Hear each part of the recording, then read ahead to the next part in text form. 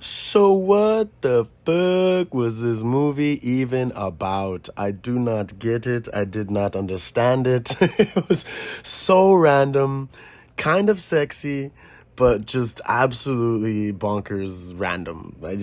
So Camp Miasma, the Miasma, I don't know how you would say it. Is the A silent? I don't know. Camp Miasma. Miasma sounds funny because it's not your asthma, it's my asthma. Camp Miasma.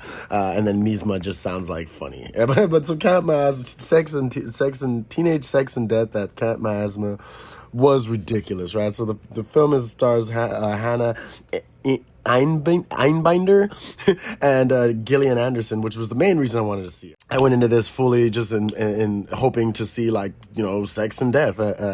And you definitely see more or less one of those things. But you definitely see the sex part, but the sex part is like kind of like uncomfortable, I guess. So the film follows this queer filmmaker. I forgot her name already. But she's like going to remake this film, Camp Miasma, right? Camp Miasma, whatever. She's gonna remake it, reboot it, whatever. It's gonna be like her second feature. There's apparently been like 6 or 7, 8 movies, right? Camp Miasma 1, 2, 3, 4, 5, 6, 7, 8, the beginning, 9, 10, whatever. And it's very much so like the Nightmare on Elm Street franchise or like the Hellraiser franchise, where they just have way too many films, way too many entries, right? And so they're gonna reboot it. And for her, for the filmmaker, it's like this like queer allegory. It has to deal with like transphobia and all this nonsense, all this like new age 2026 just BS that are like, that they're putting into movies that are rebooting movies that really had nothing to do with that, right? But her whole goal is to go and find the original final girl from the first movie, played by Gillian Anderson, and she's, kind of a recluse now, lives actually at the original camp, like, for whatever fucking reason, and is just, kind of just living out her life because she just kind of fell off the face of the earth, apparently, to her, and she kind of retired from acting, didn't really do much, but so she wants her to come back and be the final girl, kind of like Jamie Lee Curtis in the Halloween series, right? So she goes and she meets her, and they have this whole interaction, and Gillian asks, I forget what their characters' names are, like, it wasn't even worth remembering because the movie was just so random. Oh, well, the film's villain, right, the Camp Miasma villain is this character Little Death, right? And Little Death is this guy with a fucking like vent for a face. I don't know what's up with all this vent stuff. Like Spider-Man had VMAX vent,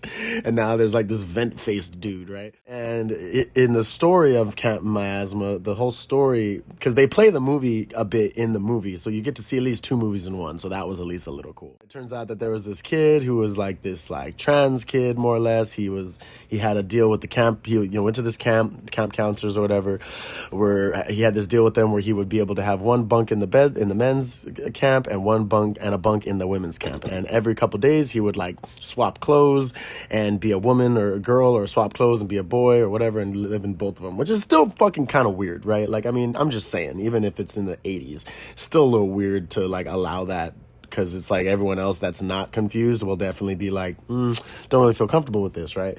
So like most stupid scenarios that go down, which I would never condone, one of the days the boy is swimming and he's wearing his little bikini, right? He's wearing like a girl bikini, and he gets jumped they're in the lake, and he gets jumped, and they drown him. When they drown him, it turns out that it's kind of like a Friday the 13th scenario with Jason, where he then gets resurrected somehow. His spirit comes back as this vent-faced dude for whatever reason, and he starts killing all the camp counselors, killing all the kids. I don't think he kills actually any of the kids. I think he mainly kills the camp counselors. But so, the queer filmmaker chick, she ends up seeing this as like a trans allegory, obviously, which it very much is, but it's also kind of bullshit. And she's like, wants to change things and make things like more acceptable, so, susceptible to people today and more relatable, blah, blah, blah. And Gillian Anderson's final girl character from the first movie, her whole point is that, like, well, that's not the point of this movie, right? The point of this movie was sex and violence. That was it. And, like, I absolutely love Gillian Anderson's, like, southern accent in this film. It's so sexy. And it's funny because when they first show her, she's wearing this like sick ass tipped hat and this dress, and her makeup's all done, and I swear to God she could easily be Lady D. If they made a Resident Evil village film movie, that would be sick if she played Lady D. I think it would be awesome. I think with, you know, our technology and CGI and stuff, they could make it work, and that would be fucking awesome. But, you know, she's like, that's not the whole point of this film. The whole point of this film was the sex and the violence. And then so the filmmaker, she's like, well, I enjoyed the violence part, but the sex part was always uncomfortable for me. She's like a polyamorous chick. She's in like a relationship with a girl who's in a relationship with this guy. She's like, I forget what she says she is, where she just doesn't really think about sex. She has to go far away. And the whole thing was that when she saw that movie as a kid, the first cat Miasma, she saw that there's this scene where the final girl, she has this sex scene where she loses her virginity, and in that state of climax is when Little Death kills the guy that was on top of her, but she ends up surviving. So she says that like she's always been chasing that feeling. So Gillian Anderson's like, I'm gonna show you that feeling then. So they have this whole like weird sexual relationship in a sense throughout the film. There's like, you know, Hannah's character like comes out with like her tits out. I was excited to see like Gillian Anderson like nude then, I guess, kind of like, I'm not gonna lie, I was kind of like, this will be hot, the truth is out there, like but no, like she's just like practically fingering her and making her come. It's pretty random. And then you find out that Little Death is real, right? Little Death is actually living in the lake at that camp, supposedly. And the whole camp is like weird. It makes like everything looks like it's painted. They don't explain anything, but it is just so weird. Little Death ends up like coming to life.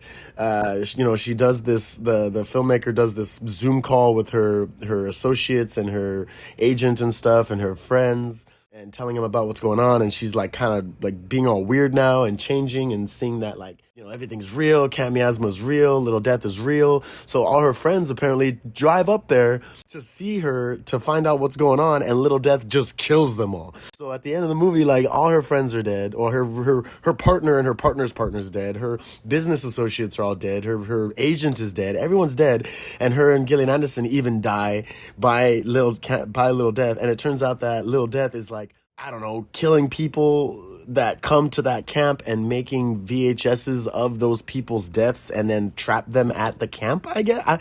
I am so not sure what the hell's going on, because it then shows him living in the bottom of the lake in this weird-ass flesh video store, and he's this weird little naked tranny kid it's a boy with boobs pretty much, that floats up to the ceiling and gets welded onto the fucking vent in the ceiling, and then gets pushed out of the water into like on land, and then he becomes the Little Death vent-faced villain. And it's just, it was so fucking random. I don't understand it.